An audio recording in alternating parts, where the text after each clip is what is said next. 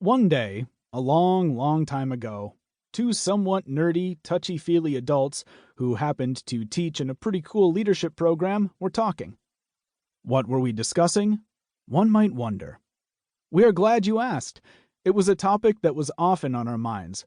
Both of us were doing all we could to provide and facilitate leadership development as professors. We both held leadership positions, and we both had experienced successes and failures, as well as the good and the bad when it came to bosses. It was often entertaining focusing on the bad, but we found ourselves spending a lot of time trying to decipher precisely what it was that was good. What common denominators tended to make leaders successful? In these discussions, usually over a nice glass of Malbec, we came to the conclusion that something was either there or not there when it came to great leaders. But how to describe it? How to identify it so that we could share it with our students and colleagues? Each conversation continued to revolve around this X factor. We assumed that everyone wanted to be a better leader. They attended trainings, went to seminars, and got degrees. Not all the same ones, mind you, but leader development is common.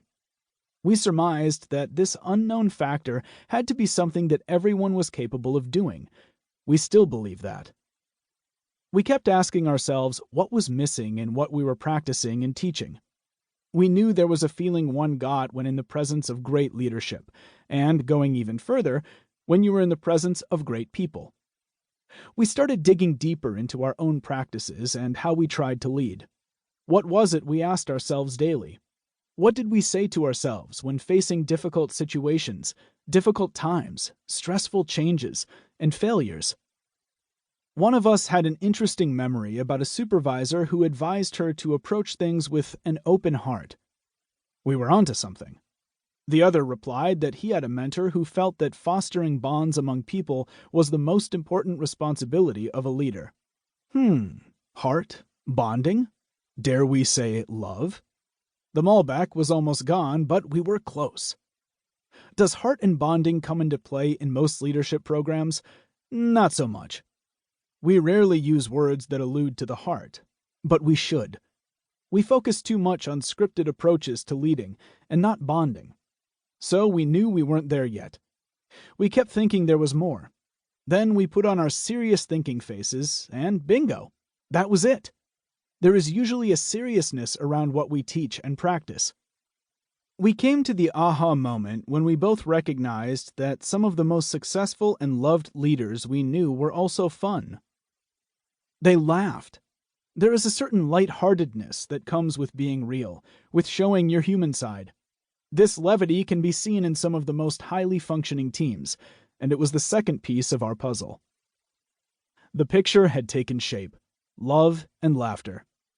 We reflected on times when we walked by teams as they were meeting, gathering, or just hanging, and we would hear laughter.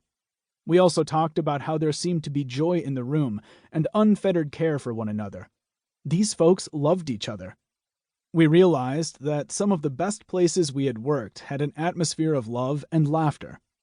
We also understood that in order for that to exist, the leader had to be in on this, being real and letting go.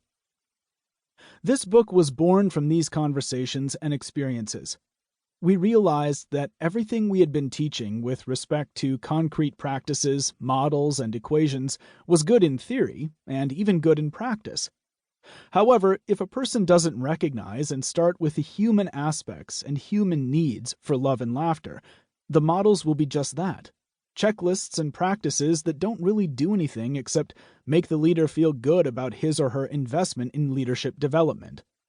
Start with humanity. That is our message.